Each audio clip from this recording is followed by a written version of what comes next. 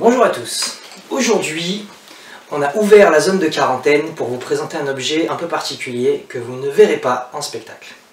Ce qu'on appelle la zone de quarantaine, c'est la classification des curiosités qu'on n'a pas vraiment réussi à sourcer, documenter et renseigner. C'est le cas de l'objet que je veux vous présenter aujourd'hui et vous allez voir que l'histoire est très évasive, très floue par certains aspects, mais ça n'en demeure pas moins très intéressant. Épisode spécial sur le gratte-cul maudit, tout de suite.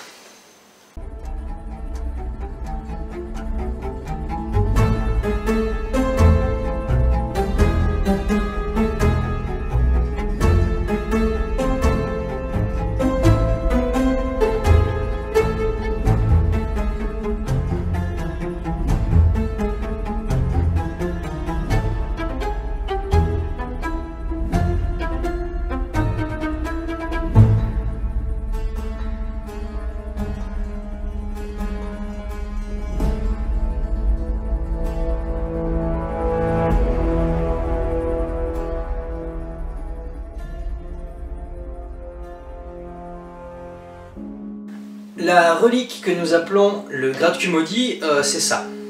Rien de bien extraordinaire, hein. C'est un objet pour gratter le dos, c'est pas très ancien, c'est de la résine et du bois peint. Rien d'extraordinaire dans l'objet en soi. Ce qui est intéressant, c'est son histoire. C'est ce qui fait aussi que cet objet est classé dans notre zone de quarantaine, parce qu'on n'a pas tous les détails et les informations factuelles. Laissez-moi vous raconter un petit peu l'histoire de cette relique que un de mes agents de terrain a baptisé affectueusement le gratte-cul maudit, et le nom est resté. Le gratte-cul maudit, c'est une donation. Quelqu'un qui nous a fait qui m'a fait un don pour le cabinet de curiosité. Et je vais vous raconter l'histoire telle qu'il me l'a racontée, parce que ça fait partie du charme de cette curiosité-là. Cet ami en question est parti dans un petit road trip en Écosse. L'intérêt étant de visiter quelques lieux emblématiques de la Grande-Bretagne. Il était parti pour visiter Stonehenge et il voulait se faire quelques châteaux écossais qui sont réputés hantés. Il a commencé donc son voyage en visitant 2-3 châteaux et a été rapidement très déçu. Il faut le savoir, si vous projetez d'aller en Écosse pour vous faire un petit voyage des châteaux hantés, méfiez-vous, les choses les plus touristiques sont souvent les plus fades.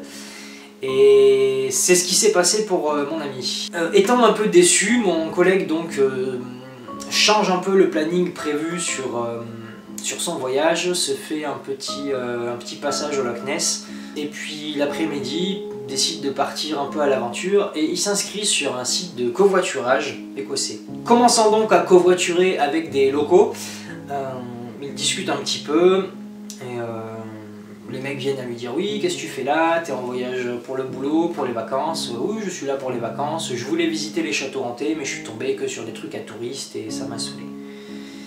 Les deux personnes étant des locaux, comme je l'ai dit, connaissent un peu mieux la région sans forcément les aspects et les attraits touristiques, et ils m'ont dit: non mais attends, t'es allé où? Dans quel château?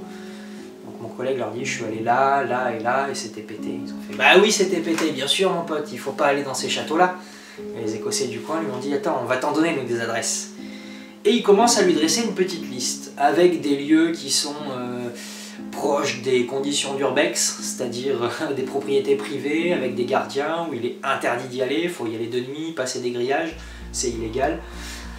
Mais c'est vachement plus intéressant pour lui, il commence à visiter des lieux où il sent qu'il y a vraiment plus, on sent un peu plus le poids de l'histoire, et des légendes locales qui y sont rattachées ont un peu plus de consistance. Alors c'est moins du travail pré-mâché pour les touristes, mais il sent qu'il y a un peu plus d'authenticité sur ce qu'il cherchait sur les lieux.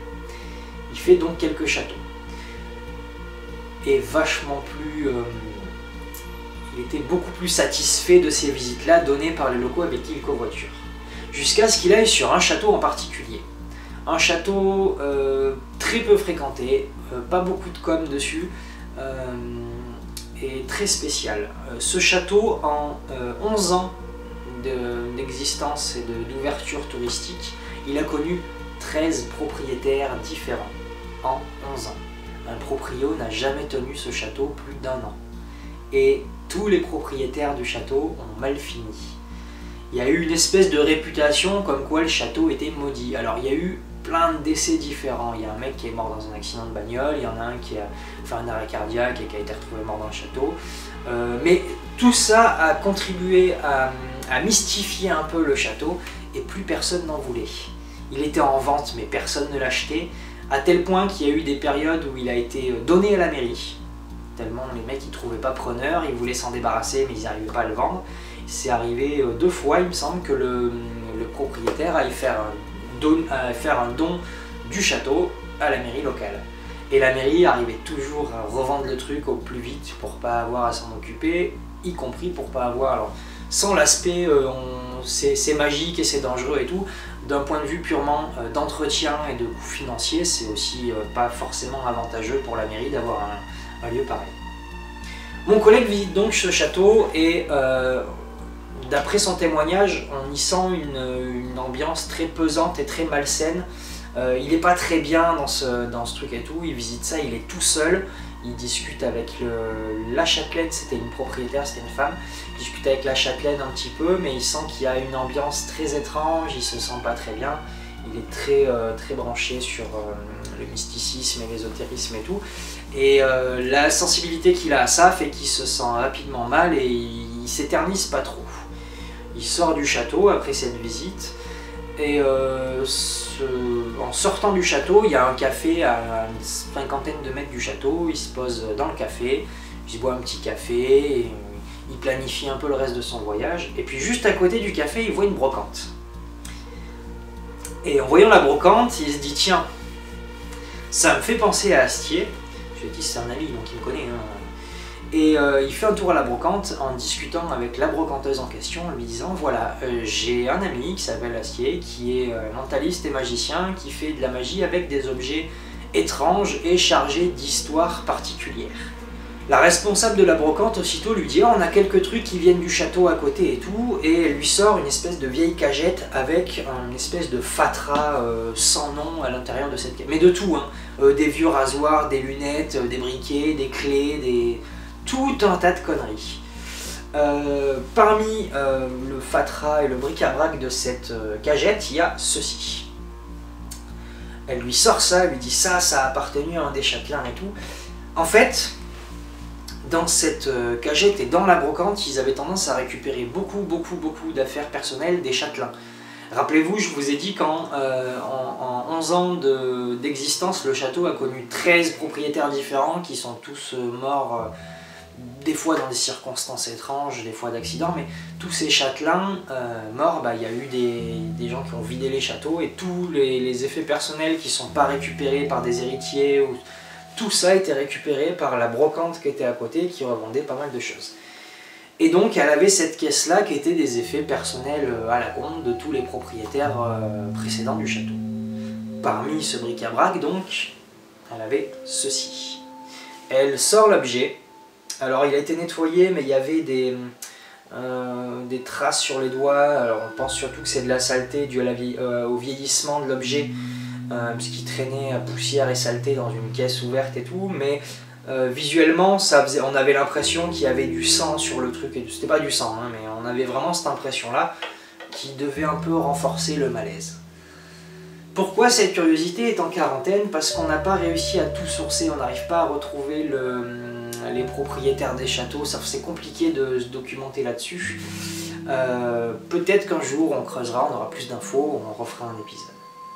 Donc, revenons aux collègues dans la brocante. La propriétaire de l'antiquaire donc lui sort ça, lui dit ça, c'est un des objets qui a appartenu à un des châtelains précédents, un qui était mort en tombant dans les escaliers, donc il y a une tour défensive avec des escaliers en colimaçon, il s'est pété la gueule, il a fait 30 mètres sur des marches médiévales et ils l'ont retrouvé avec les os en miettes au bas de l'escalier. Donc elle lui donne ça, on lui explique un truc, mon ami regarde ça et puis se dit ouais, je vais voir s'il n'y a pas un truc un peu mieux qu'un grattoir à dos, même si bon, l'objet peut être un peu rigolo et tout. Mais étrangement, l'antiquaire insiste. Elle insiste, si ça très bien, objet bizarre et tout. Elle lui dit allez, je vous le fais pas cher. Alors je vous le traduis, elle lui parle, il est en Écosse, hein, je vous rappelle. Mais elle lui dit objet pas cher et elle lui propose à 10 centimes. Lui dit je m'en fous en fait, l'objet l'intéresse pas plus que ça, 10 centimes, il se dit ouais, essaie de me vendre sa merde. Et puis elle insiste tellement qu'il cède. Il lui dit ok, je vous l'achète, d'accord, mais c'était vraiment pour qu'elle arrête de lui casser les pieds. À peine accepte-t-il et donne-t-il les 10 centimes à l'antiquaire, qu'elle le prend par les épaules, elle le remercie, merci beaucoup, je vous souhaite une bonne journée, elle le pousse hors de la brocante, elle le fout dehors, à peine, enfin c'est pas mal poli, elle l'attrape pas par le col en le balançant dehors comme dans les westerns, mais quand même, ah merci beaucoup, bah tenez, je crois qu'elle lui offre une connerie avec, histoire de faire genre, ah, je suis sympa, machin, et elle le pousse très poliment, mais quand même elle le pousse vers la sortie, et à peine il est dehors, elle descend le rideau, elle éteint les lumières, et elle ferme sa boutique. Et lui, il est dehors, avec cette espèce de vente forcée avec le truc dans les mains, et il fait, ouais, qu'est-ce qui se passe? Il a essayé de toquer, la meuf, elle a jamais répondu, elle a jamais ouvert son rideau. Il est rentré en France, il m'a raconté cette histoire, il m'a dit tiens, je ne veux pas de cette merde. Voilà, c'est pour ça qu'on appelle cet objet le gras de cul maudit. C'est parce que la documentation est faible, mais on a une information anecdotique sur sa récupération qui est un peu malaisante. Et voilà, le gras de cul maudit. Il est arrivé, il m'a expliqué cette histoire, il m'a dit garde ça, je ne veux pas de cette saloperie, moi.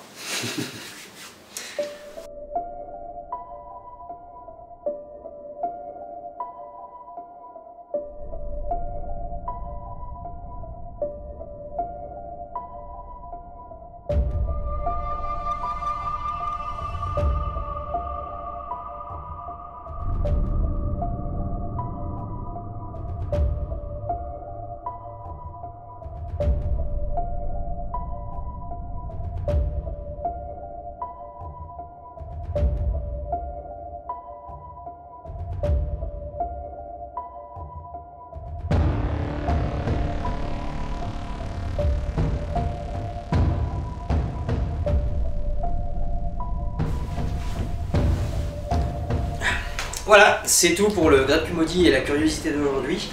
J'espère que cette anecdote vous a plu.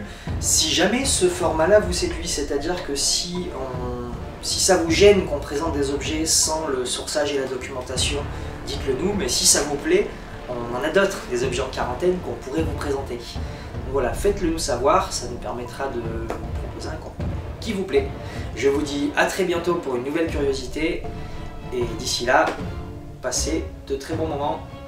Des bisous, à très vite.